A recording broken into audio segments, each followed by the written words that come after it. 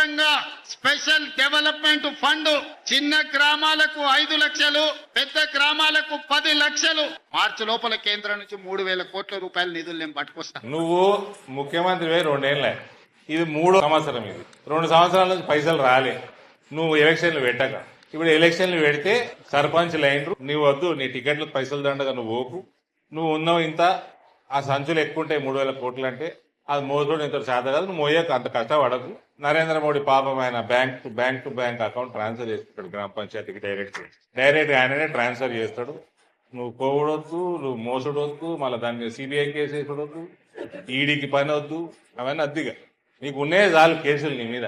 నువ్వు ఎలక్షన్లు పెట్టినందుకు ధన్యవాదాలు. గ్రామాలకి డైరెక్ట్ గ్రామ పంచాయతీకి పైసలు వస్తాయి. మీ ఊరికి మీరే ముఖ్యమంత్రులు.